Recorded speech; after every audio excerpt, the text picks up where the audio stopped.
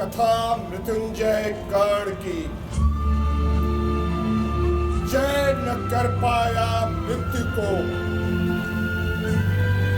गया समय के साथ। महाभारत में भीष्म और कर्ण दोनों अभिशप्त थे पात्र, किंतु रहे विधना के हाथ।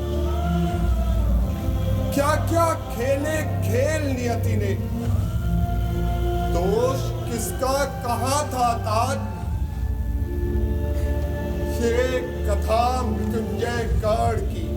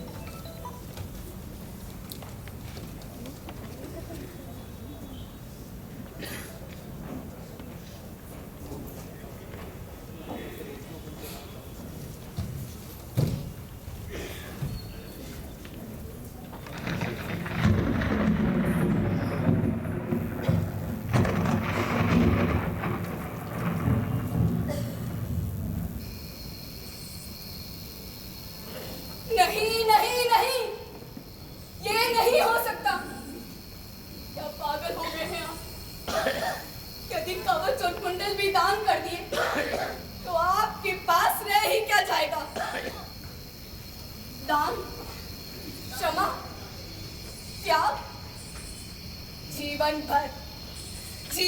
भर यही तो करते रहे हैं आप। किंतु मिला क्या? सदैव लांछन, प्रताड़ना, कुंठा और अपमान। अब यदि कवच और कुंडल भी दान कर दिए तो? समझने का प्रयत्न करो वृषाली। स्वयं देवलोक के राजा इंद्र आ रहे हैं साधारण धरती पुत्र के पास, एक याचक बनकर। किंतु छद्मवेश में। उससे क्या हुआ? आ तो रहे हैं याचक बनकर ही ना। हाँ, याचक बनकर। क्योंकि इन कवच और कुंडलों के रहते आप साधारण नहीं हैं। आपसे मेरे दान में प्राप्त कर आपको भी साधारण मनुष्यों की पंक्ति में खड़ा कर देना चाहते हैं। जानता हूँ, और ये भी जानता हूँ कि ये कवच और कुंडल इंद्र को अपने लिए नहीं चाहिए। जब जानते हैं तो ये आत्मघात क्यों? इनको देते ही आप पर मृत्यु का अधिकार हो जाएगा। जानता हूँ, किंतु मैं अपनी प्रकृति के विपरीत आचरण नहीं कर सकता। जीवन और मरण अब मेरे लिए कोई महत्व नहीं रखता। आपके लिए नहीं रखता होगा, किंतु हमारे लिए रखता है। मैं हूँ, हमारे पुत्र हैं, पुत्र वधुएं हैं, श्रोण है, पिताजी है, माता राधा इन है। सभी के प्रति अपने दायित्व मैं पूर्ण कर चुका हूँ वृषाली। किंतु मैं, क्या मेरे प्रति आपके सब दायित्व पूर्ण हो गए? तो क्या मृत्यु के भय से किसी को अपने द्वार से निराश लौटा दूं?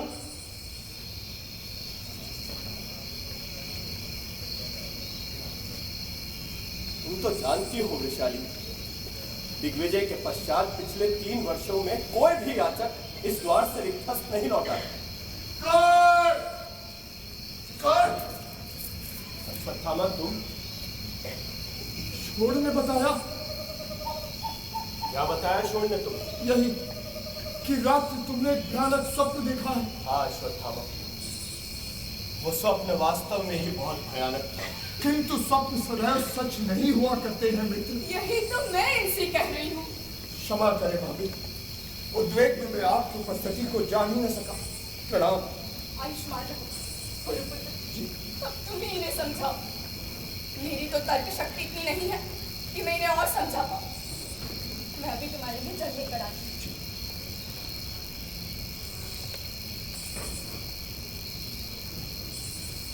हाँ, तो मैं कह रहा था, मेरा मन कह रहा है कि ये स्वप्न अवश्य ही सच होगा। स्वप्न सदैव सच ही लगते हैं मित्र। नहीं अश्वत्थामा, ये स्वप्न वैसा नहीं था। फिर?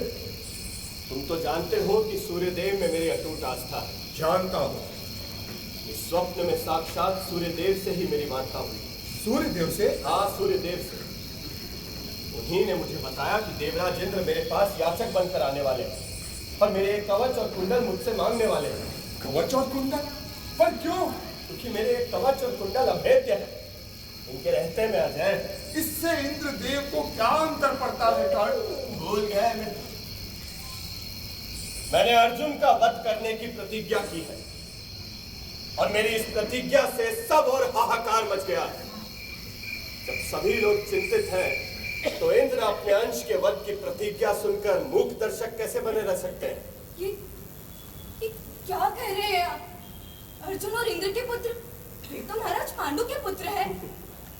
हाँ वृषाली, वैसे तो पांचों पांडव भी महाराज पांडु के पुत्र हैं, किंतु वास्तविकता कुछ और है। युवराज दुर्योधन यही तो कहते हैं कि पांडु संतानोत्पत्ति के योग्य ही नहीं तो उनके 5 पुत्र कहां से आ गए? आप क्या कहे जा रहे हैं? मेरी तो कुछ समझ में नहीं आ रहा। बैठो तुम।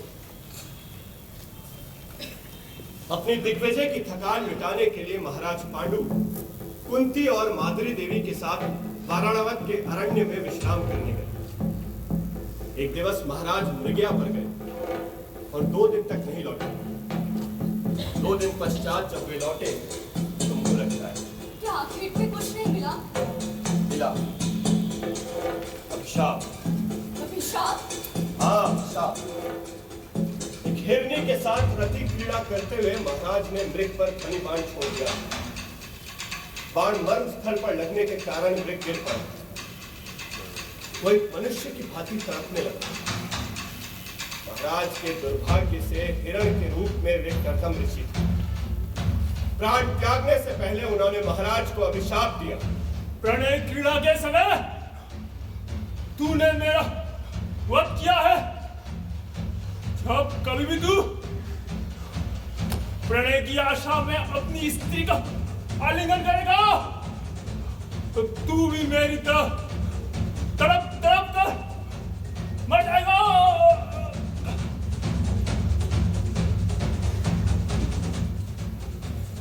महाराज ने राजप्रसाद छोड़ सदा के लिए वन में जाने का निश्चय किया। कुंती देवी और माद्री भी महाराज के साथ वन में चली गई।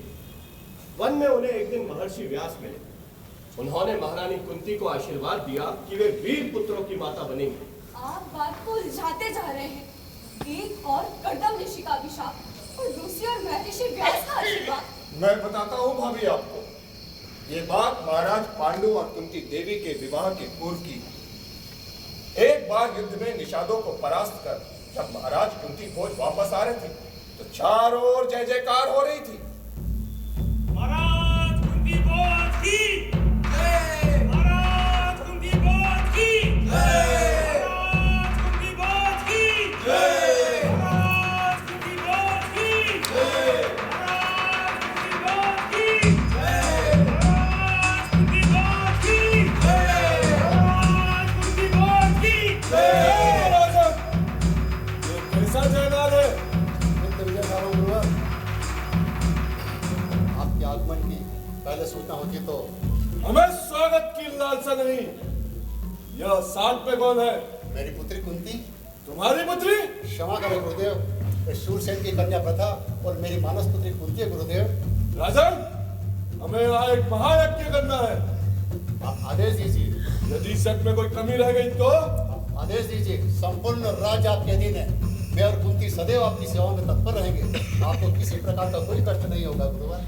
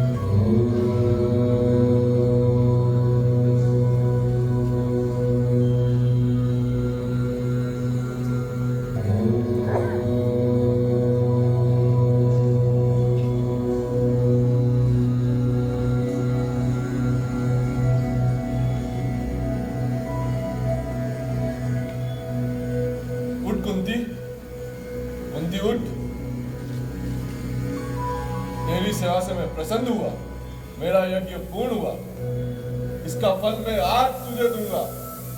मेरा आशीर्वाद है, आज से सारा संसार तुझे वीर पुत्रों की जननी सर्वश्रेष्ठ नारी के रूप में जानेगा।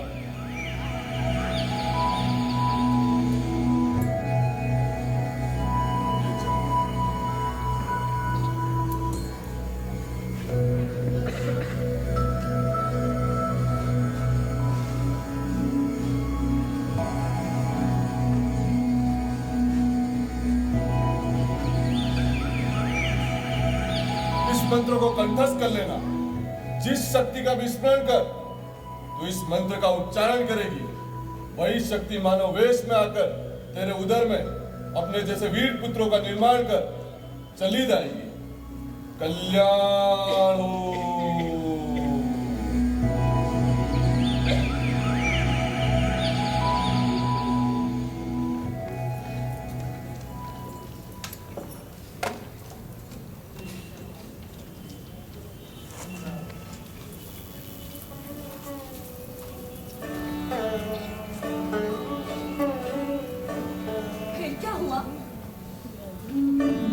एक दिन महाराज ने कुंती से कहा, कुंती, क्या मेरे साथ ही मेरा वंश समाप्त नहीं हो जाएगा?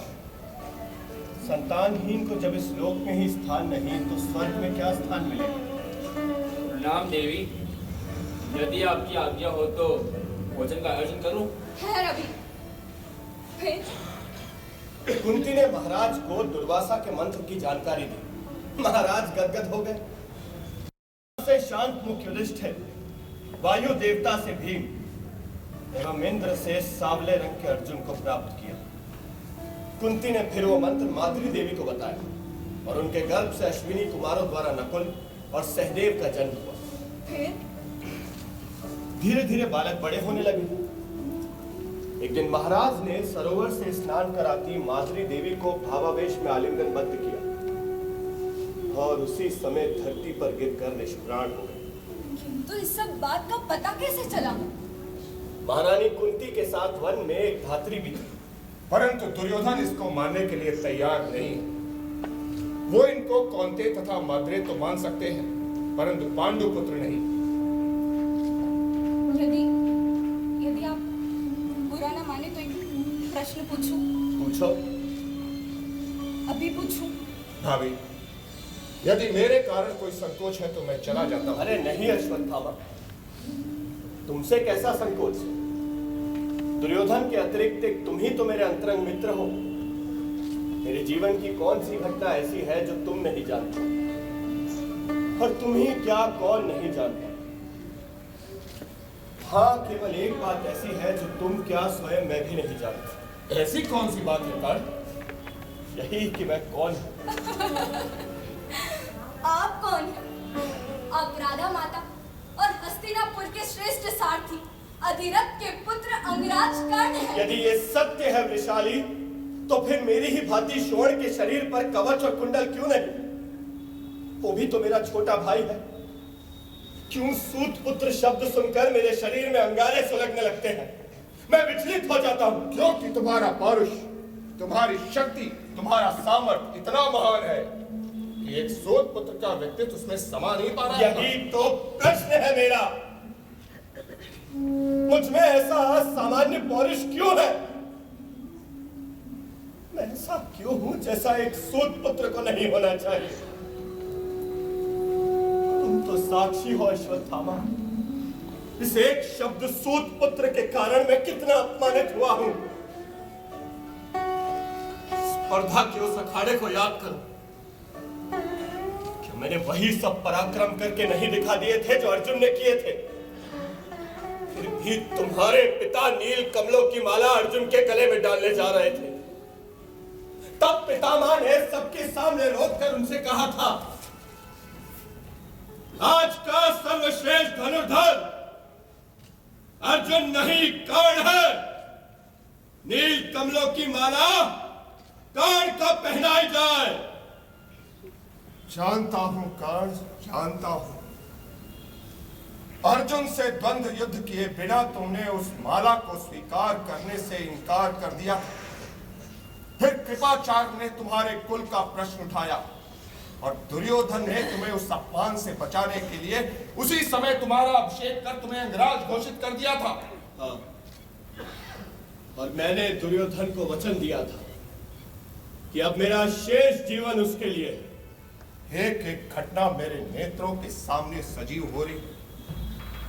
अर्जुन से द्वंद्व युद्ध प्रारंभ होने से पूर्व और तुम्हारे पिता को तुम्हारा राज्याभिषेक देखने के लिए अखाड़े में ले आए और तुमने चबूतरे से कूदकर अपने पिता के चरण स्पर्श किए। ये देखकर भीम चिल्ला उठा, इस सारथी पुत्र का यहाँ आने का साहस कैसे हुआ? अश्वशाला में जा, घोड़ों की मालिश कर, उनकी लीद उठा, दो हाथ में ले, निकल जाओ यहाँ से। और उसी समय दुर्योधन ने मेरी पीठ पर हाथ रख ऊंचे स्वर में कहा था, कौन अंगराज है? दुर्योधन का मित्र है और कुरुवंश के अखाड़े में किसी भी वीर का अपमान सहन नहीं किया जाएगा। दुर्योधन, प्राण भले ही चले जाए किंतु ये कांड तुमसे विमुख नहीं होगा, ये मेरा वचन है।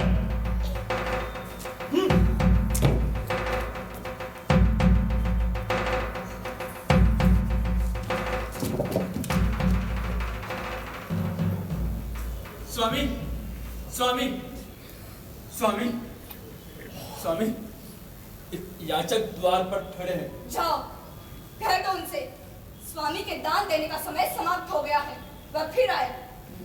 वह स्वामी के दर्शन करके ही जाएंगे। उन्हें आसन दो, मैं आ रहा हूं। नहीं, आप नहीं जाएंगे। अभी आपने भोजन भी तो नहीं किया है। तुम भोजन का आयोजन करो, मैं अभी आया। यदि वे वास्तव में इंद्र हुए तो व्यर्थ चिंता न करो विशाली। गुरुपुत्र, रोको उन्हें। आप तो जानती हैं कि वो रुकेंगे नहीं।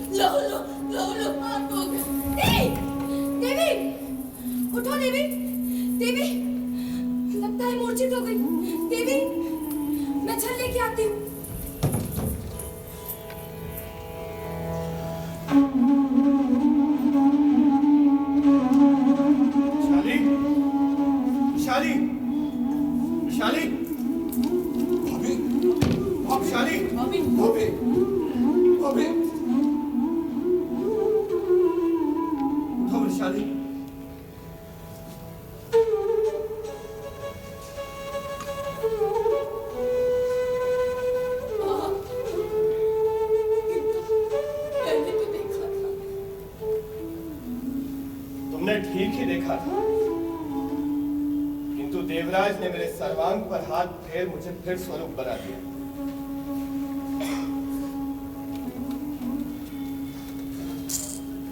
ऐसे क्या देख रही हो? देवराज बड़े दयावान हैं। उन्होंने मुझे अपना अमोघ वैजयंती अस्त्र भी प्रदान किया। क्या वे कवच और कुंडल ले गए?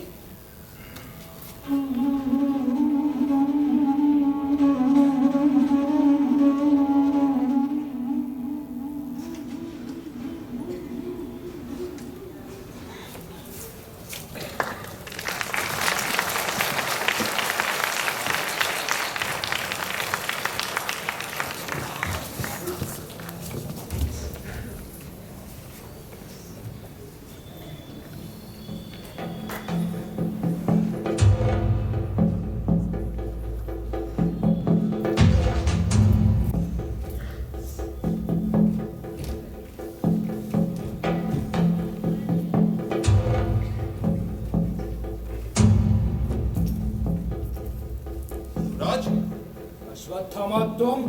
अब समय यहाँ कर्ण की प्रतीक्षा कर रहा था। आया नहीं अभी। तुम्हें मिला था क्या? हाँ, मिला था। देखा था मैंने उसे पिताजी की पर्णकुटी से बाहर आते हुए। बहुत क्रोध में था। मैंने ही भेजा था उसे गुरु द्रोण के पास। समझ गया था मैं। वो स्वयं तो कभी नहीं जाता। नहीं भेजना चाहिए था आपको उसे वहां। परंतु हुआ क्या? तुम्हें कुछ ज्ञात है? सुना था मैंने एक एक शब्द। आचार्य चिल्लाए थे, ब्रह्मास्त्र विद्या और तुझ सूत पुत्र को। तब कर्ण ने कोमल शब्दों में निवेदन किया, अंग देश का राजा हूं मैं। दिग्विजयी दिव्य कवच कुंडलों का मैंने देवराज इंद्र को दान किया। अब मैं भी क्षत्रिय हूं। आचार्य और अधिक क्रोधित हो गए। कहने लगे, सिंह का चर मोड़ लेने से कोई गर्दभ सिंह नहीं हो जाता। तू सूत पुत्र है, शूद्र है, हीन है। जा, निकल जा यहाँ से। मैं नहीं जानता था अश्वत्थामा कि वो इतना मूर्ख है। उसके शरीर पर कवच और कुंडल देखकर ही मैंने उसे अंगराज बनाया था। अन्यथा मैं मूर्ख नहीं था। मैं उसके माध्यम से पांडवों पर विजय प्राप्त करना चाहता था, लेकिन उसने मूर्खता से सब नष्ट कर दिया। आवश्यकता थी उसे कवच और कुंडल दान करने की। उत्तेजित न हो युवराज। कर्ण का पराक्रम उसके कवच और कुंडलों पर अवलंबित नहीं है। वो उनके बिना भी अर्जुन पर विजय प्राप्त कर सकता है। नहीं, नहीं कर सकता। अर्जुन के पास ब्रह्मास्त्र है। उस पर विजय प्राप्त करना इतना सहज नहीं। अर्जुन, अर्जुन, अर्जुन। हम सब के रहते आप अर्जुन से इतना भयभीत क्यों हैं? क्या आपको हमारे पौरुष और हमारी वीरता पर विश्वास नहीं? हाँ, दास्ता के अन्न से पले जर्जर लोग मेरी कितनी सहायता कर सकेंगे ये मैं अच्छी तरह जानता हूँ। युवराज, तर्क मत करो अश्वत्थामा। अर्जुन से बराबरी के लिए कर्ण को ब्रह्मास्त्र तो प्राप्त करना ही होगा। आप तो जानते ही हैं कि आचार्य ने स्पष्ट मना कर दिया। ब्रह्मास्त्र की भिक्षा मांगने वो कभी नहीं जाता। यदि आपने उसे बाध्य न किया होता। कुछ स्थितियां ऐसी होती है अश्वत्थामा, जब अपने स्वाभिमान का ध्यान न कर कर्तव्य का निर्वाह करना पड़ता है। ये भी एक ऐसी ही स्थिति है। कर्ण ने केवल दुर्योधन का प्रेम और उसकी मित्रता देखी है, कटुता और क्रोध नहीं। मैं जा रहा हूँ। कर्ण आए तो उससे कह देना ब्रह्मास्त्र से प्राप्त करना ही होगा। तो ये चाहे कुछ भी क्यों न चुकाना पड़े।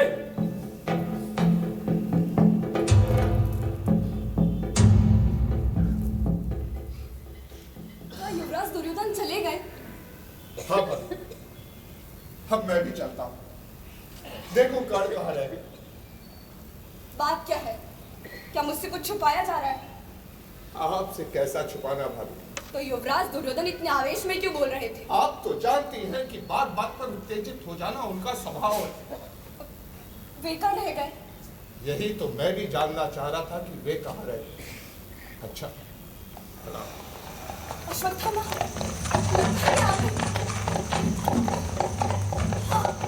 वही तो है। मैं शीघ्र जलपान का प्रबंध करती हूँ। राधा नहाए चले गए।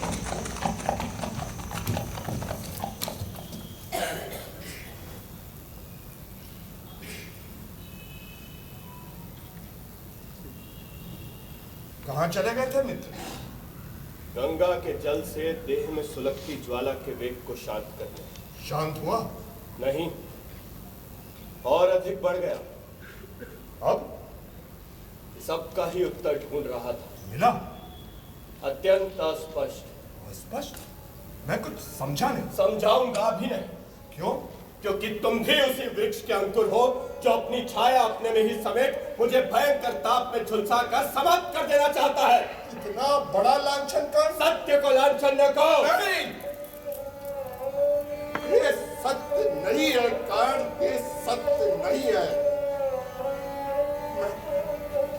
मैं उस वृक्ष का अंश अवश्य हूं, किंतु एक सच्चे मित्र के रूप में सदैव तुम्हारी प्रतिछाया बना रहा हूं। यदि विश्वास ना हो तो नहीं अश्वत्थामा, उसकी आवश्यकता नहीं।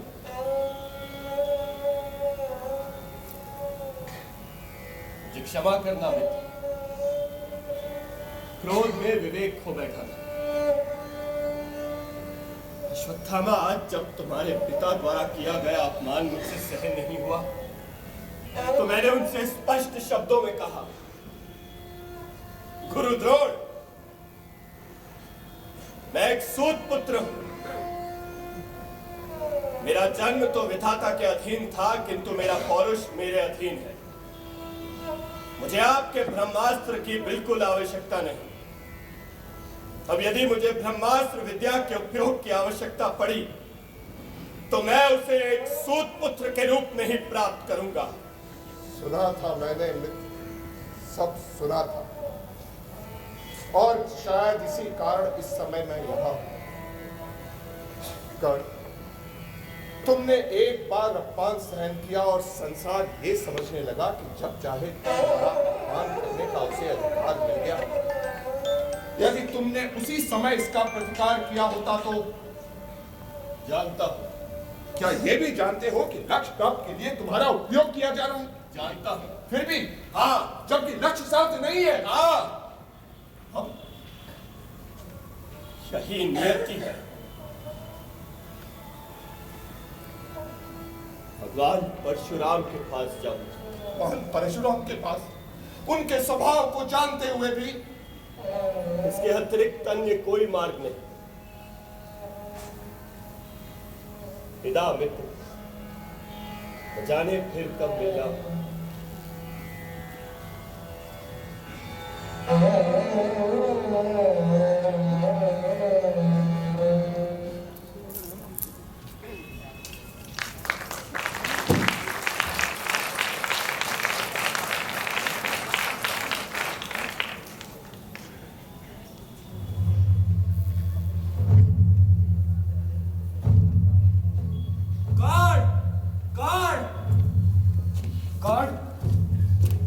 ब्रह्मास्त्र मिला?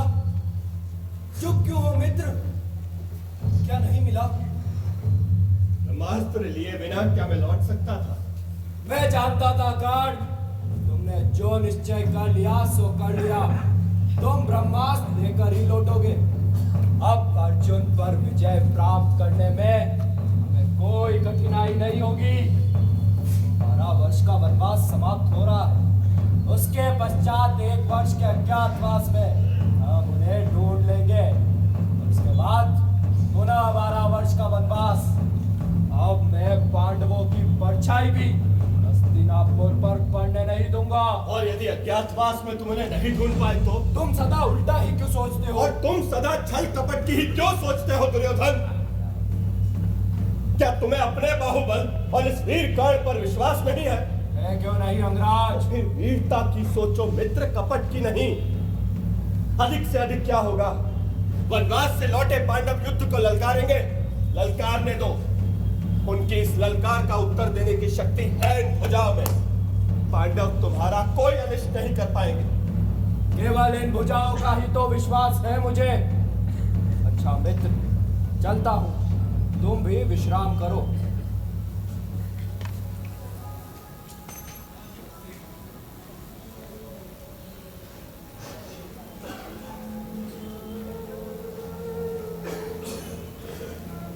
इन भुजाओं का विश्वास दिलाया है मैंने तुम्हें दुर्योधन।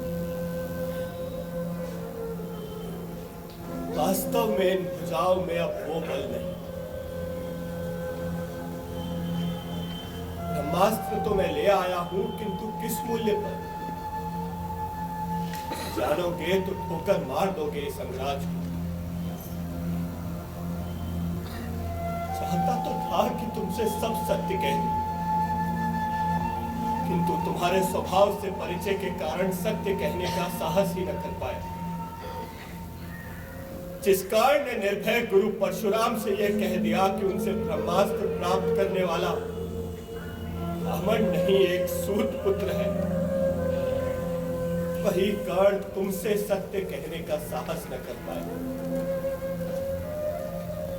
दास्ता का अन्न मनुष्य को कितना भीरू बना देता है।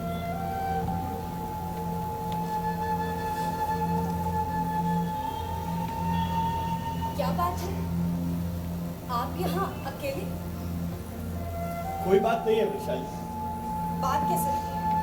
आपको मेरी सौगंध, सच बताइए, 2 वर्ष पश्चात आप लौटे, जब से आए हैं, गुमसुम उदास मौत, ऐसा पहले तो कभी नहीं हुआ। वास्तव में तुम चिंता करो ऐसी कोई बात नहीं। अर्थात आप चिंता करें ऐसी बात कि इतने वर्षों के संसर्ग में भी मैं आपका विश्वास नहीं जीत पाई। ऐसा ना कहो वैशाली, तुम्हारे बिना इस कर्ण का अस्तित्व ही क्या है?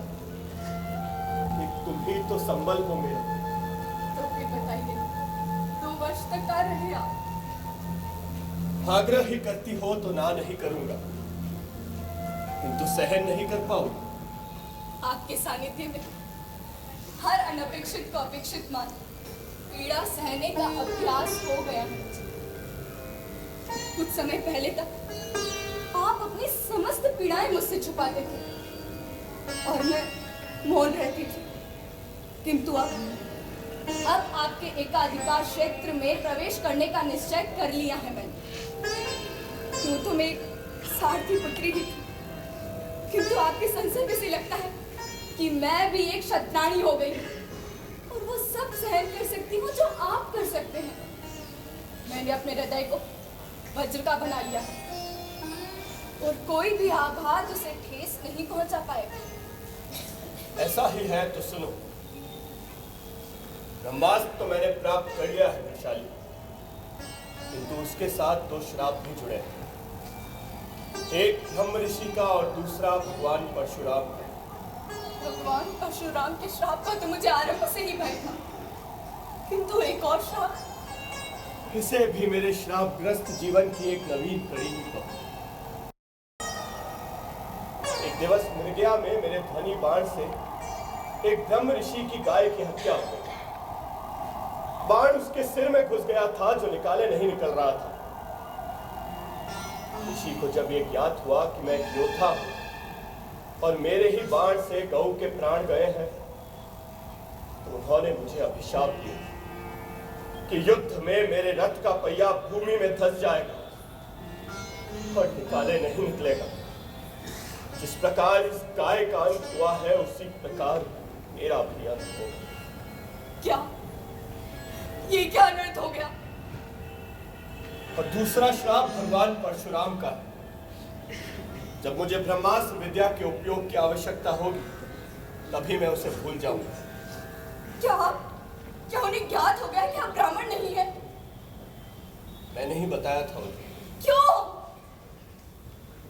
जिस दिन मेरी ब्रह्मास्त्र विद्या पूर्ण हुई, उसी दिन गुरु का वरुणा व्रत समाप्त हुआ। पूर्व सागर में खड़े होने की इच्छा से उपवास से क्लांत शरीर ले वे मेरे साथ महेंद्र पर्वत से नीचे आए। मार्ग में गुरु ने विश्राम की इच्छा की। वो एक पाषाण पर सर रख सोने लगे। मैंने गुरु का सर उठाकर अपनी जंगा पर रख लिया।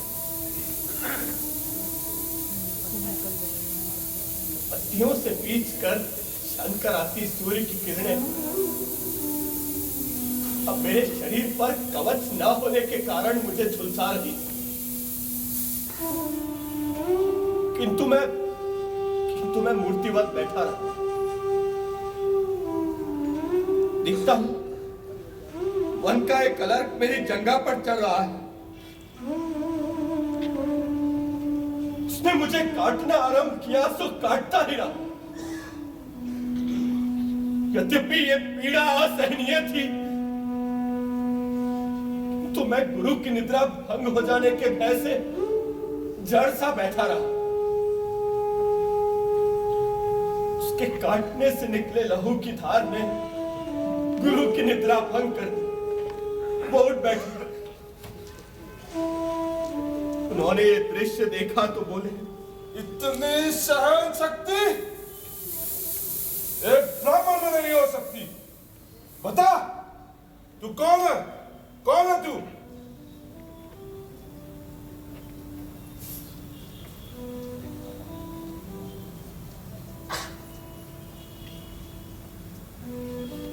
और सत्य जान उन्होंने मुझे श्राप दिया। अब बताओ वृषाली, अपने स्वयं के अहम और अपनी मित्र की सहायता से मैंने क्या पाया? एक विशाल शून्य। नहीं, आप एक महाबली हैं। होली को कोई नहीं टाल सकता। आपके साथ नियति ही एक क्रीड़ा कर रही है। आप और आपसे जुड़ी मैं, हम दोनों को नियति के इंगित पर चलना ही होगा। भविष्य की चिंता छोड़िए, जो है उसे साक्षात कीजिए। वैशाली, जिस प्रकार फलों का रस भीतर के बीजों को पुष्ट करता है, उसी प्रकार तो मुझ में साहस का संचार करती है। यदि तुम ना होती तो छोड़िए भी, अब तो मुझे लज्जित करने लगे। मैंने आज एक नए राग की रचना की है, सुनिए और बताइए उसमें कोई दोष तो नहीं है। चलो।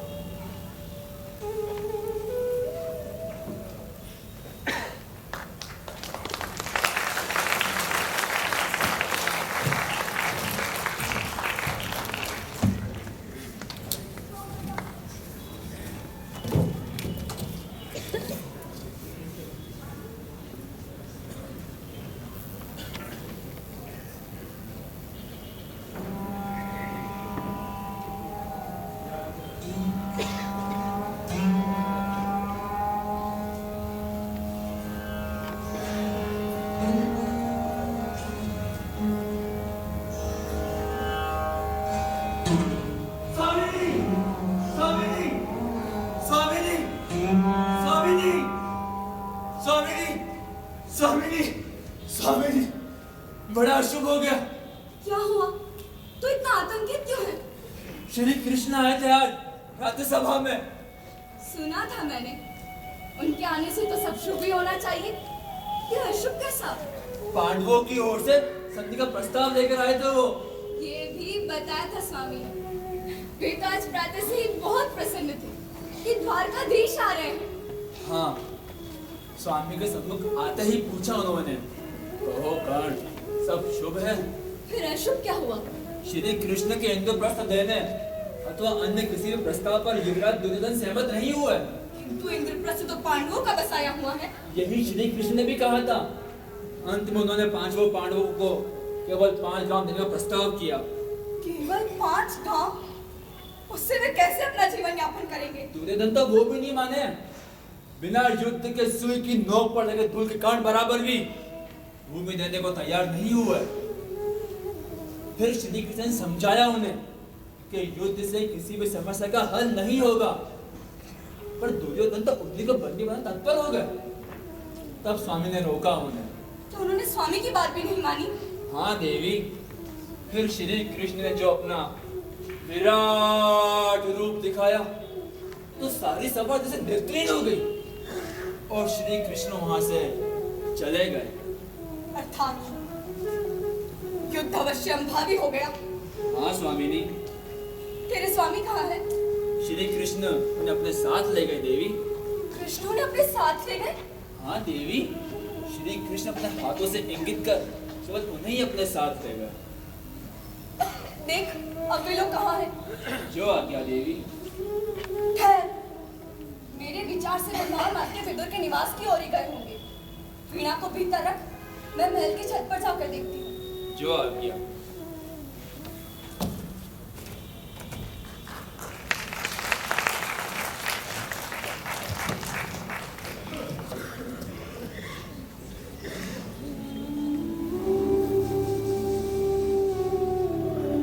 आइए द्वारकाधीश,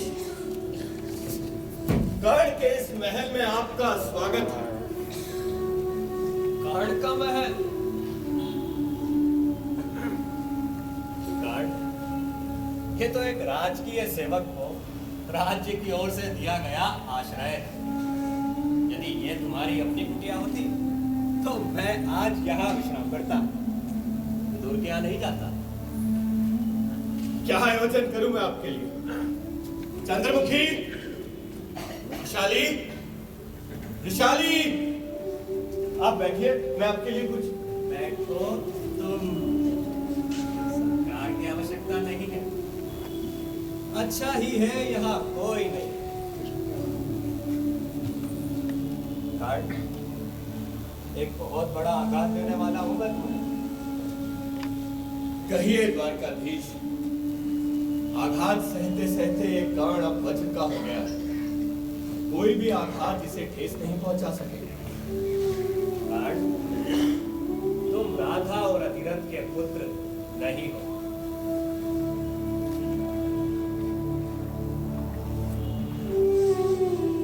क्या क्या कह रहे हैं?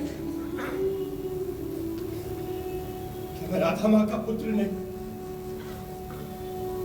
कृष्ण, कह दीजिए ये झूठ है, ये मिथ्या है। यह सत्य है। तुम राजमाता कुंती देवी के सूर्य से उत्पन्न प्रथम पुत्र हो।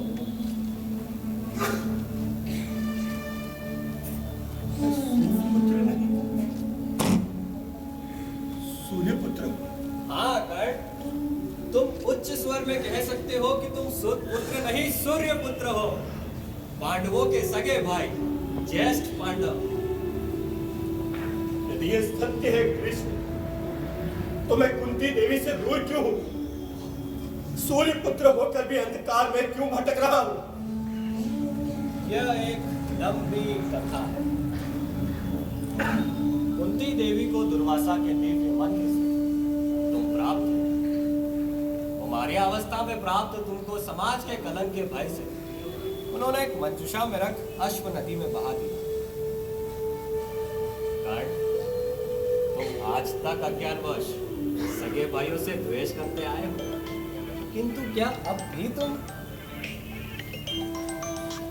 मैं तुम्हारा ममेरा भाई होने के नाते तुमसे कहता हूँ, अपनी माँ और भाइयों के पास लौट चलो। नहीं कृष्ण, अब यह संभव नहीं। क्यों संभव नहीं? एक सारथी के परिवार में पला हूं मैं।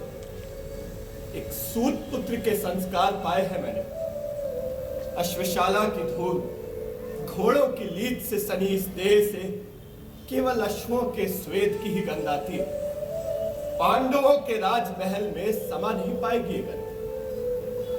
पांडव पुत्र अपने स्नेह में, कुंती अपनी ममता में और पांचाली अपने प्रेम में इस गंध को आत्मसात कर नई सुगंध से वातावरण को सुवासित कर देंगे, जिसमें मेरी सांस समृद्ध हो जाएगी।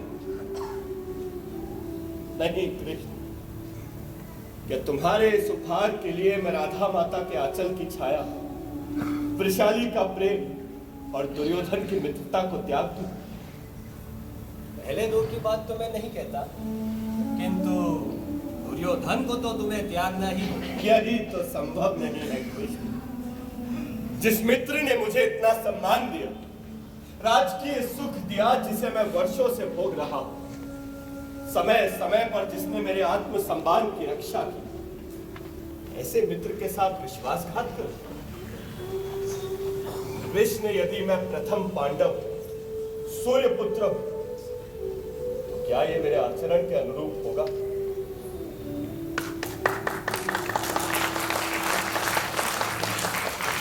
बोलो कृष्ण, उत्तर दो। कोई उत्तर नहीं है तुम्हारे पास। ऐसा नहीं है कर्ण, मैं कुछ और ही सोच रहा था। यही कि मुझे अब और क्या प्रलोभन दिया जाए। कृष्ण, मैं कोई अति मानव नहीं, एक साधारण मनुष्य हूं। तुम्हारे इस प्रस्ताव से ही मेरे अंदर एक द्वंद्व युद्ध आरंभ हो गया था या है? था। पक्ष कौन कौन से थे? प्रेम और कर्तव्य। विजय किसकी हुई? कर्तव्य की। जानता था। तुम क्या सोच रहे थे? सोच रहा था, भाग्य के लिखे को क्या किसी बात भी मिटाया नहीं जा सकता। वही कर्ण जो आर्यव्रत का सम्राट होता, जिसके युधिष्ठिर, भीम, अर्जुन जैसे सेवक होते, वो अन्यायियों के पक्ष में खड़ा हो अपने ही बंधु बांधवों पर प्रहार करेगा, ये जानते हुए भी कि वो क्या कर रहा है। पीड़ा यही होगी कृष्ण कि मुझे ज्ञात होगा मैं किस पर प्रहार कर रहा हूं। मेरे बंधुओं को तुम इस पीड़ा से मुक्त ही रखना। एक बार पुनः विचार करो कर। अब क्या विचारना कृष्ण, कर्तव्यवश तुम्हें अपने मामा पर प्रहार करना पड़ा था, मुझे अपने भाइयों पर करना पड़ा। अच्छा, चलता। वासुदेव, क्या बात है कर्ण? मैंने आज तक आपसे कुछ नहीं मांगा, यदि आज मांगू तो दोगे? संसार में ऐसा दुर्लभ कुछ भी नहीं है कर्ण जो मैं तुम्हें नहीं दे सकूं। केवल तुम ही इस दान को देने योग्य हो, इस कारण तुमसे ही मांग रहा हूं। कहो।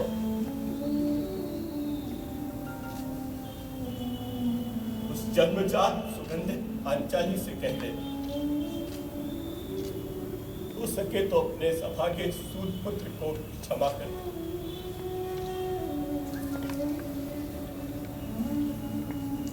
अभागे महावीर, वास्तव में ही दया का पात्र है।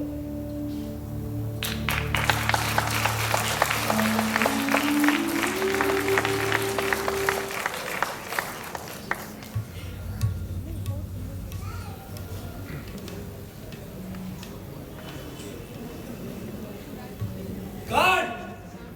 गार्ड! गार्ड! कहाँ हो मित्र? गार्ड! दुर्योधन, बहुत प्रसन्न दिखाई दे रहे हो। सफलता मिली? हाँ मित्र, पूर्ण सफलता। कृष्ण आ गए? नहीं, वो नहीं आया। उसकी 7 अक्षौहिणी सेना लेकर लौटा हूं मैं। तब तो तुम असफल ही लौटे हो दुर्योधन। नहीं, मैं पूर्ण सफल लौटा हूं। उस अधूरे कृष्ण का कोई उपयोग नहीं था। हमारे यहाँ क्या सारथियों की कमी है? समझा नहीं मैं। कृष्ण ने प्रतिज्ञा की है कि वह इस युद्ध में शस्त्र नहीं उठाएगा। द्वारिका जाते समय मैंने तुमसे बार बार अनुरोध किया था कि तुम कृष्ण को ही अपने साथ लेकर आना। हाँ, तुमने कहा था, लेकिन मुझे उस निशस्त्र कृष्ण की कोई उपयोगिता नहीं दिखाई दी। युद्ध में उपयुक्त समय पर उपयुक्त परामर्श के लिए ही वे अर्जुन के सारथी बन रहे हैं। क्या इतनी सी बात तुम्हारी समझ में नहीं आई? हाँ, नहीं आई, और आती भी तो मैं उसकी चिंता नहीं करता। तुम कृष्ण से व्यर्थ ही भयभीत हो, मुझे उसकी कोई चिंता नहीं। तुमने इतना अधिक आग्रह ना किया होता तो मैं उसके पास याचना करने भी ना जाता। अश्वत्थामा कहाँ है? सैनिकों की संभाल कर रहा हूं। आओ, हम भी उधर ही चले।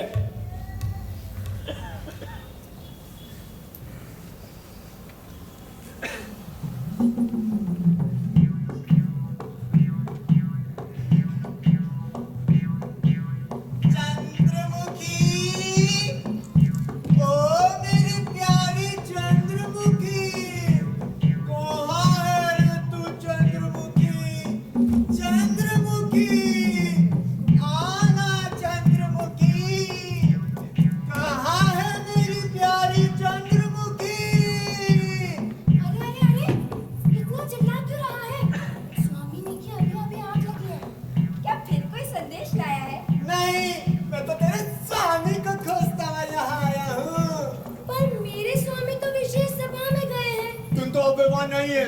फिर कहाँ गए? अरे यही जानने के लिए तो मैं यहाँ आया हूँ। पर यहाँ तो नहीं आए, फिर कहाँ गए? फिर कहाँ गए?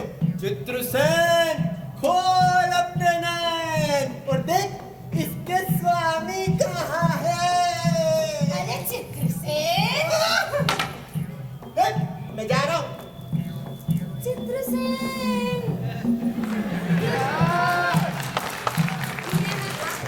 ऐसे ना बुलाया कर। क्या क्या कह रही थी? क्या आज राज्यसभा में तू भी गया था? हंसता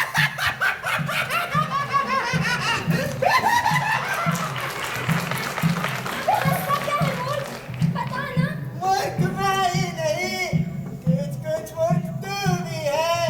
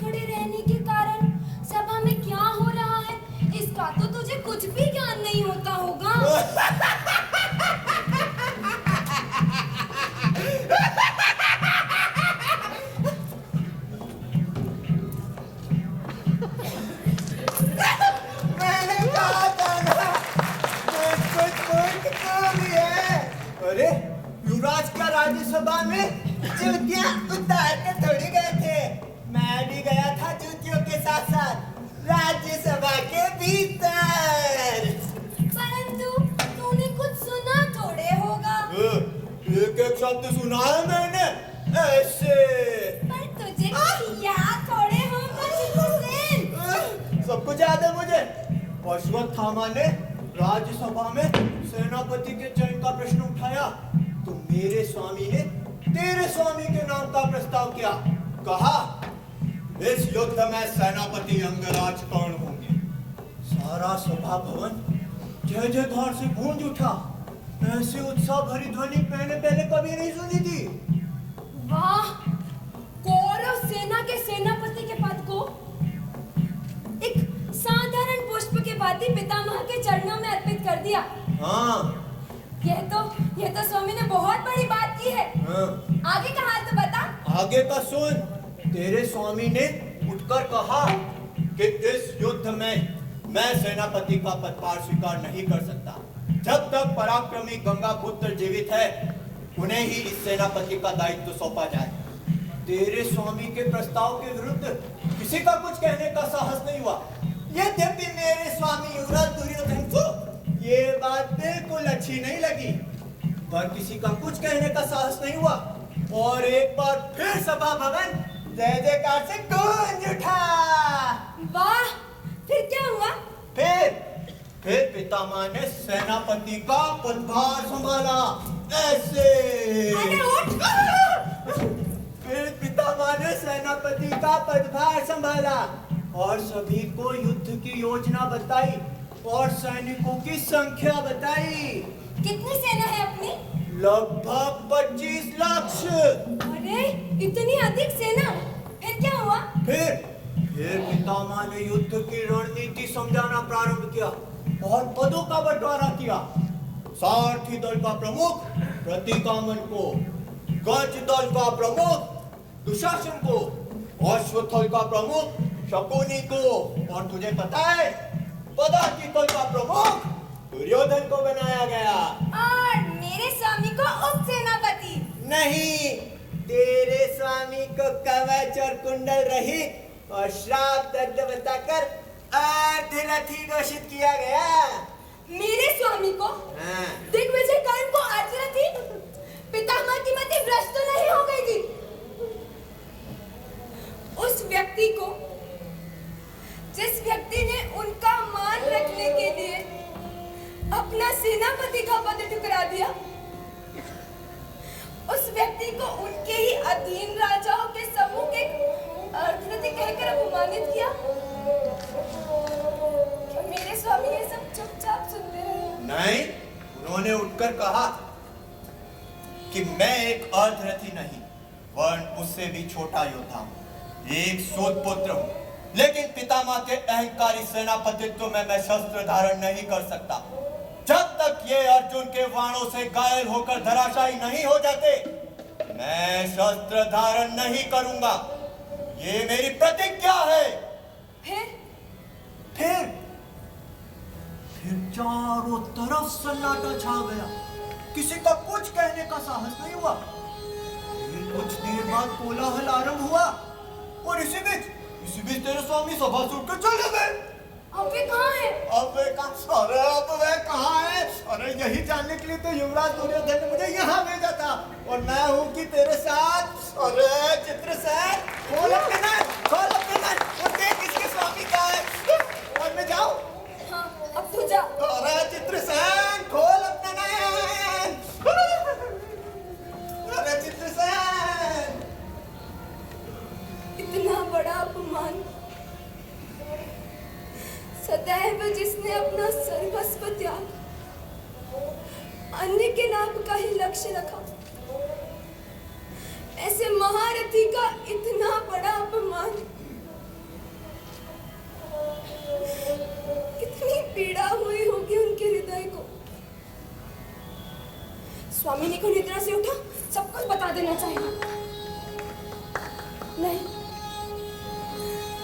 बड़ी कठिनाइयों से तो अनेक दिन पश्चात उनकी आंख लगी है। कहाँ खोजूं स्वामी को?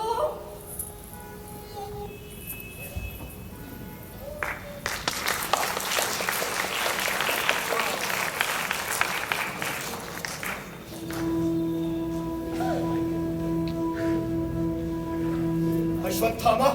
हाँ मैं ये उचित नहीं हुआ। जानता हूँ। क्या मैं अधिक उत्तेजित हो गया था? तुमसे इस कारण पूछ रहा हूँ क्योंकि तुम विवेकी हो और सब बात समझते हो, अपना मंतव्य सोच समझ के कहते हो। दुर्योधन की भांति आवेश में नहीं आते। अब सत्य कहो मित्र। समझ मैं भी नहीं पा रहा हूं कि ऐसी स्थिति में मैं क्या करता। संभवतः वही करता जो तुमने किया, और मैं ही क्या, अन्य कोई भी वही करता जो तुमने किया। तुम्हारी पीड़ा की कल्पना मैं कर सकता हूं सर। नहीं मित्र, तुम नहीं कर सकते। इतना मूर्ख न समझो। मैं तुम्हारा अंतरंग मित्र हूं। सभा में हुए अपमान की पीड़ा इतनी नहीं है। इस अपमान से भी बड़ी एक पीड़ा है जो इस समय तुम्हारे अंतर मन को कचोट रही है। हाँ, इस अपमान से भी बड़ी ये पीड़ा मुझे कचोट रही है कि इस युद्ध में सभी लोग युद्धरत हो जाएंगे और मैं अपने शिविर में पड़ा पड़ा समाचार सुनता रहूंगा कि कौन रहा और कौन नहीं। मित्रों की सहायता के लिए मैं उस समय शस्त्र नहीं उठा सकूंगा जब उन्हें मेरी सहायता की सर्वाधिक आवश्यकता हो। न करो मित्र, हम शीघ्र ही विजयशील का वर्ण कर तुम्हारे शिविर में लौटेंगे। मुझे विश्वास है मित्र। कौन कौन कौन आज पूरा तुमने मूर्खता की। मैंने तुम्हें सेनापति बनाया और तुमने वो स्थान पिता मां को दे दिया जो शरीर से तो जर्जर है ही, हृदय से भी कलुषित है। वे कभी नहीं चाहेंगे गौरव विजयी हो। का प्रेम तो सदैव पांडवों के प्रति रहा है। तो कैसे चक्रव्यूह में फंस गया हूं मैं। गुरु द्रोण, कृपाचार्य, यहाँ तक कि मेरे अपने सेनापति युद्ध तो मेरी ओर से करेंगे, परंतु विजय कामना विपक्षियों के लिए। हाय, कैसा दुर्भाग्य है मेरा। उत्तेजित न हो दुर्योधन। कैसे उत्तेजित ना हो? क्यों इतना बड़ा छल किया तुमने मेरे साथ? एक सारथी की कुटिया से उठा, मैंने तुम्हें अंगदेश का राजा बनाया, इस महल में स्थान दिया। वर्षों तक तुम ही नहीं, तुम्हारे बंधु बांधव भी राज की सुख का उपभोग करते रहे। जिस कारण मैंने तुम्हें यह सब दिया, इसका तनिक भी ध्यान नहीं किया तुमने। यश प्राप्ति की लालसा में अपने कवच और कुंडल तो इंद्र को दान कर ही चुके हो। जो ब्रह्मास्त्र भी तुम लाए हो, उसके साथ तो श्राप जुड़े हैं। इन सब के पश्चात भी मैंने तुम्हें सेनापति बनाया, तुमने वो स्थान पिता मां को दे दिया। बोलो, क्यों किया ये छल तुमने मेरे साथ? मेरी बात को समझो दुर्योधन। क्या समझूं? मैं ही मूर्ख था जो तुम्हारी भुजाओं की बात को सच मान पांडवों से युद्ध ठान बैठा। अन्यथा मैं भी उन्हें 5 ग्राम दे समझौता कर सकता था। यदि सुख सुविधा और प्राणों का इतना ही मोह है, सदैव युद्ध की बातें क्यों करते हो? चुप हो जाओ दुर्योधन। तुम्हें ध्यान ही नहीं कि तुम आवेश में क्या कहे जा रहे हो। सब जानता हूँ। इसी के कारण आज चित्रसेन के सम्मुख मुझे लज्जा का सामना करना पड़ा, और विराटनगर में भी इसी कारण ही। तुम चल रहे हो अश्वत्थामा? नहीं, मैं अभी कुछ देर और ठहरूंगा यहाँ। क्या अब भी कुछ बाकी रह गया है?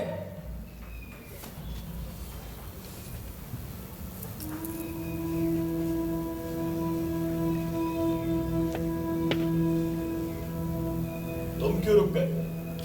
अपने घावों पर तुमसे औषध लगवाने। स्वयं इतना पीड़ित हो वो दूसरे को औषध क्या लगाए? औषध ना भी लगाए, पीड़ा तो बांट ले। अन्यायी का पक्ष कितना दुखदायी होता है अब अनुभव हो रहा है। तो छोड़ क्यों नहीं देती? और तुम क्यों नहीं? मुझे अर्जुन से प्रतिशोध लेना है और वो मैं इसके साथ के बिना नहीं ले सकता। और मुझे तुम्हारा साथ देना है, इस कारण मैं इस स्थान को छोड़ नहीं सकता। ये भी नियति है? नहीं कर, यही नियति है।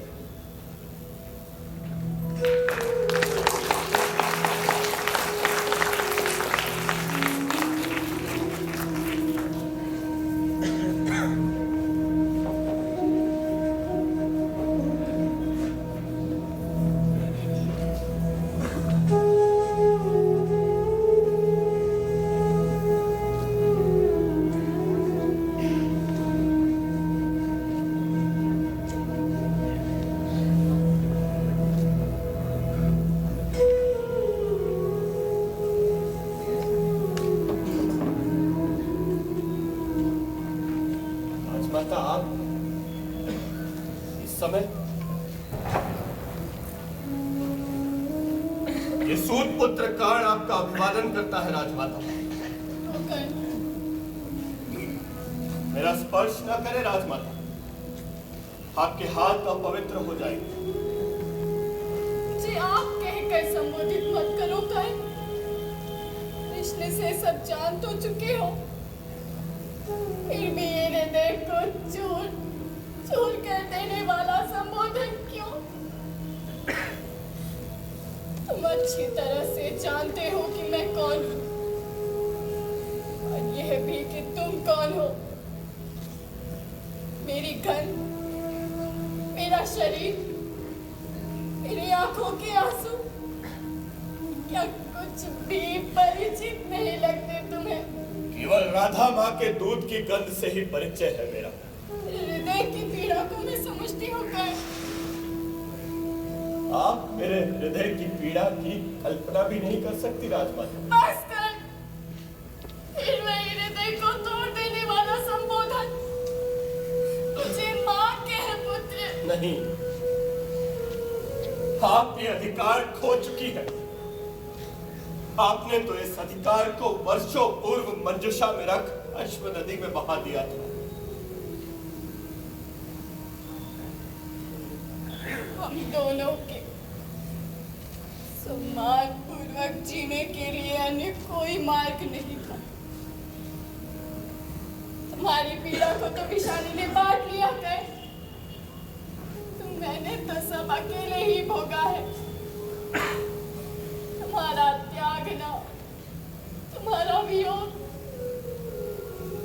वैधव्य, पुत्रों का वनवास, समय समय पर किया गया तुम्हारा अपमान, और अब तुम भाइयों का तार ठोकर एक दूसरे के विरुद्ध खड़ा होना, सब कुछ अकेले ही भोग रही हूं मैं। अचानक आज ही इस अभागे सूत पुत्र पर इतना स्नेह क्यों उमड़ा? इस कारण पुत्र, यदि यह युद्ध हुआ तो आने वाले काल में इस विध्वंस का दोषी केवल तुझे और अर्जुन को ही ठहराया जाएगा। चल पुत्र, अपने भाइयों में लौट चल, सब तुझे पलकों पर बिठाएंगे, और मैं संसार से चिल्ला कर कहूंगी कि कर्ण मेरा पुत्र है। नहीं, आप ऐसा कुछ नहीं करेंगी। आधा तो आपने मुझे जन्म देते ही मार दिया था, और आज इस युद्ध के अवसर पर यह सब कहकर आपने मुझे पूर्ण समाप्त कर दिया। अब यदि कुछ और शेष न रह गया हो तो आप प्रस्थान करें। नहीं, मैं यहाँ से जाने के लिए नहीं, मैं अपने साथ ले जाने के लिए आई हूँ। तुम्हारे जीवन पर लगा कलंक कभी तो धो सकूंगी, इसी आस में जीती रही हूँ अब तक। अब मुझे अपने आंचल की छाप देने आई हो, जब मैं चीर विश्राम के लिए आर्य माता की गोद की ओर उन्मुख हूं। जाओ राजमाता जाओ, अब इस सब का कोई अर्थ नहीं। इतना मार्ग तय कर चुका हूं मैं कि अब लौटना संभव है। यही तेरा निश्चय है तो जाते। सोचा था मेरे 6 पुत्र हो जाए, तो लगता है अब एक को अथवा 5 को खोना पड़ेगा। कैसी विडंबना है! संसार समझेगा यह युद्ध कौरवों और पांडवों के बीच हुआ था, तो वास्तव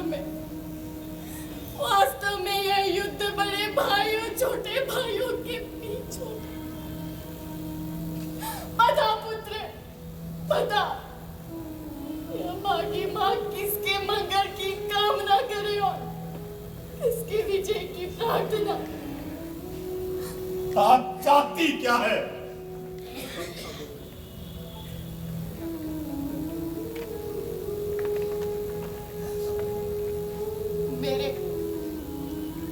राजपुत्रों को अभय दो।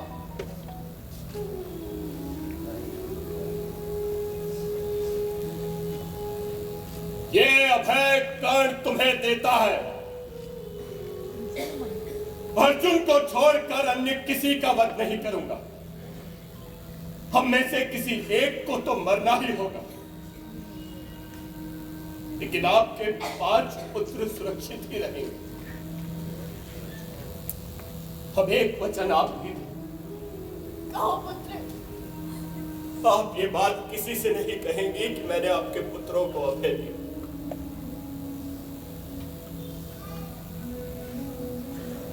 धन्य हो कर्ण, तुम धन्य हो। जीवन भर कष्ट भोगने वाले,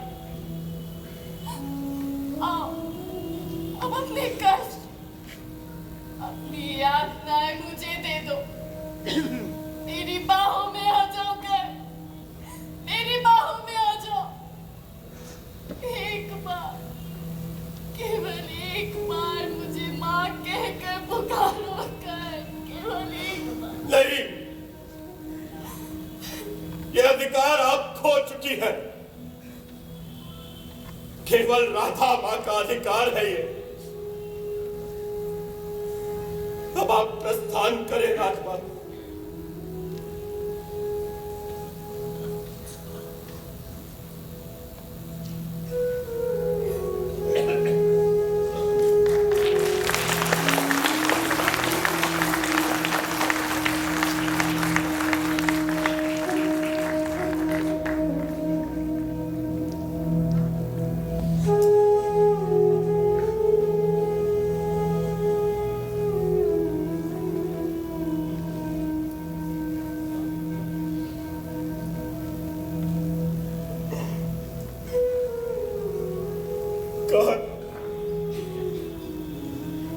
तूने क्या किया?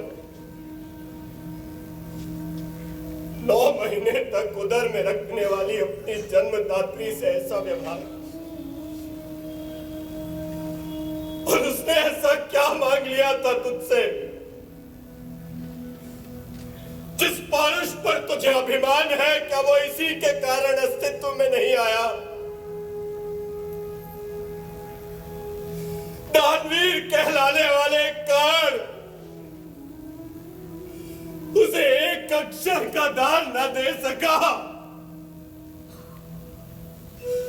धिक्कार है तुझे कर्ण, धिक्कार है।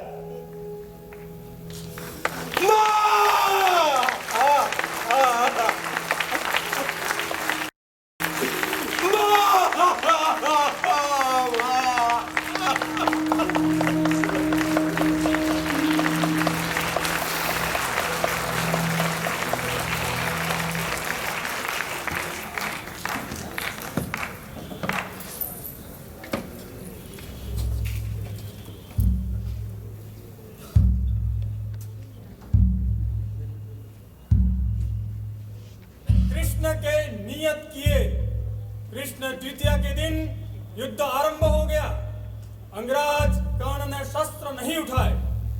युद्ध के 9 दिवस बीत गए और संख्या योद्धा मारे गए।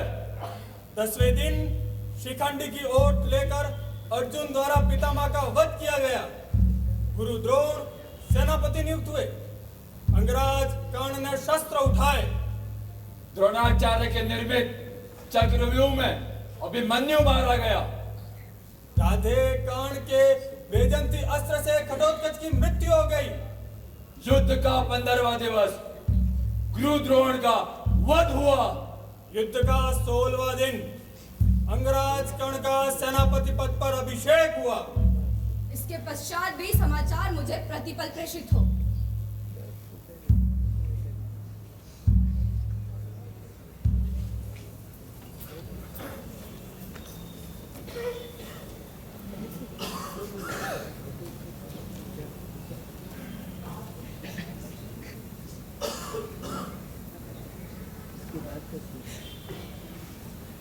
संकेत तारों ने किया।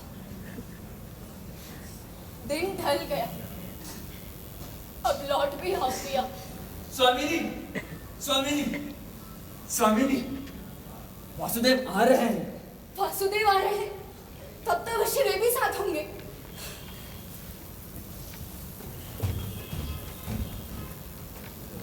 भाभी, भाभी, भाभी, वासुदेव आ गए। वासुदेव आ गए।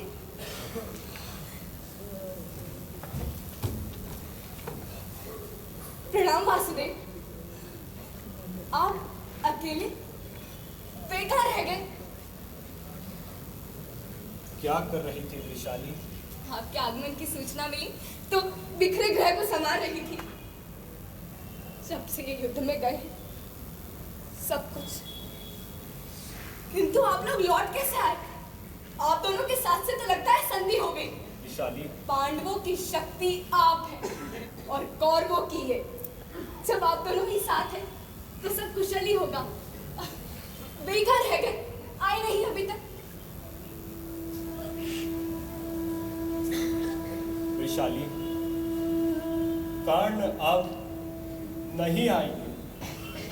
नहीं आएंगे, परंतु दास तभी कह रहा था उसे भ्रम हुआ होगा।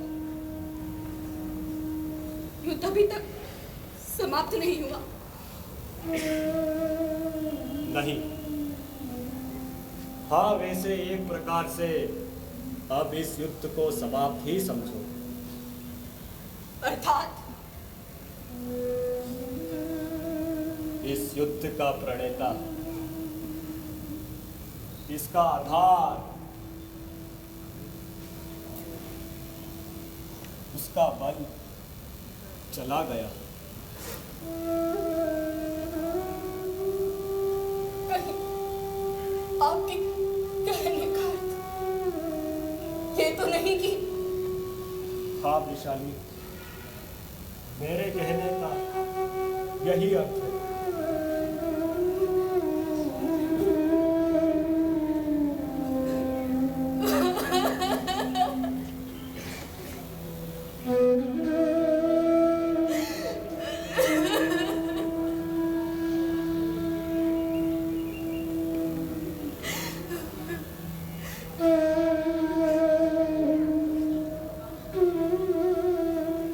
परंतु ये सब कैसे? उस महावीर की मुक्ति का कारण मैं ही हूं। युद्ध में उसके रथ के चक्र धरती में धंस गए थे और जब वे उसे निकाल रहा था तब मैंने ही अर्जुन को प्रेरित कर उस निशस्त्र का वध करवाया। निशस्त्र थे ना वे, मुझे संतोष हुआ। अपने शस्त्र तो उसने पहले ही त्याग दिए थे और मृत्यु का भय भी उसे दान देने से रोक नहीं सका। अन्यायी पक्ष का पक्षधर था वो और उसके जीवित रहते उस पक्ष का अंत संभव नहीं था। वासुदेव, कहते हैं कि तुम तो सब कुछ जानते हो, तो फिर बताओ, ऐसे अभिशप्त व्यक्ति को जन्म देने की आवश्यकता ही क्या थी? विशाली, कर्ण ने भी अपने अंतिम समय में मुझसे यही प्रश्न किया था। क्या उत्तर दिया आपने? क्या उत्तर देता? देवलोक जाने से पूर्व उसने मुझसे कहा था, वासुदेव, मेरा अंतिम संस्कार तुम ऐसे स्थान पर करना जहां ना तो कुछ अंकुरित हुआ हो और ना ही होने की संभावना हो, जिससे मेरे जैसा अभिशप्त व्यक्ति फिर ना जन्मे।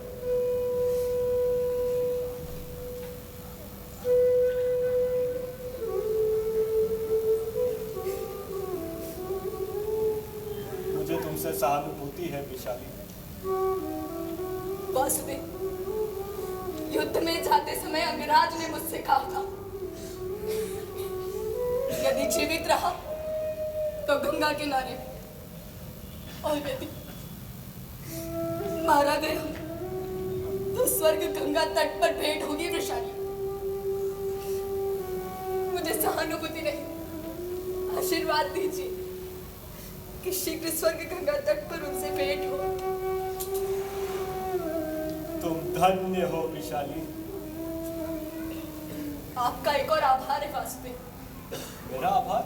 हाँ, आपने इन्हें कवच और कुंडलों से मुक्ति दिलाई। जिस कृत्य के लिए मैं ही नहीं, इंद्र भी अपने आप को दोषी मान लज्जित है, उसके लिए तुम मेरा आभार प्रकट कर रही हो।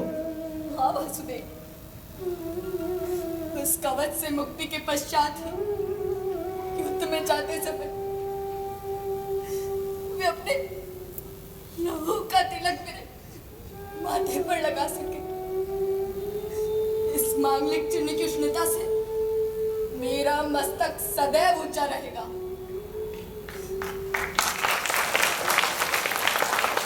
आपके आगमन का प्रयोजन? मैं कर्ण के शरीर को अंतिम संस्कार के लिए ऐसे स्थान पर रख आया हूं जैसा कि वह चाहता था। अच्छा होगा कि तुम चलकर। वासुदेव, मैंने कर्ण को सदैव एक चट्टान की भांति तनकर खड़े हुए देखा है। इन आंखों में उनकी यही छवि बसी हुई। मैं इसे धूमिल नहीं करना चाहती। अच्छा, चलता हूं। रुको वासुदेव,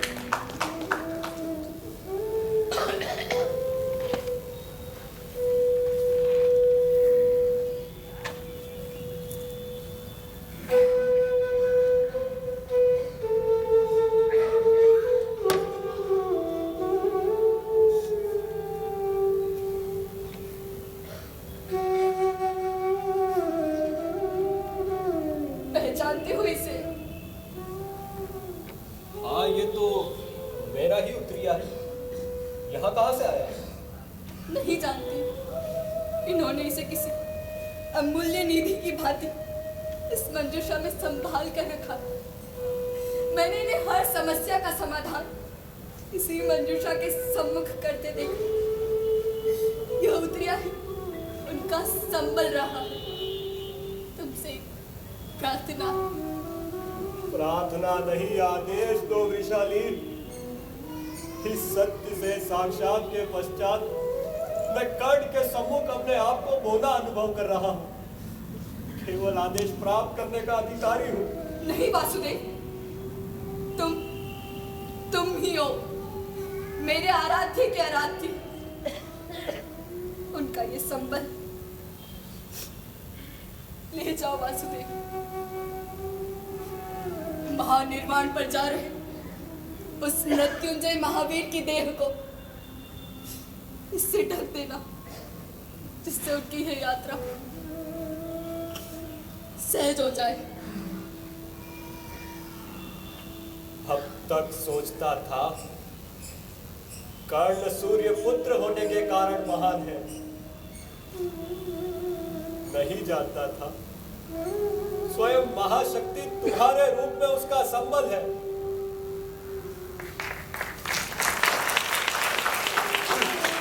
इस दोषी कृष्ण का अभिवादन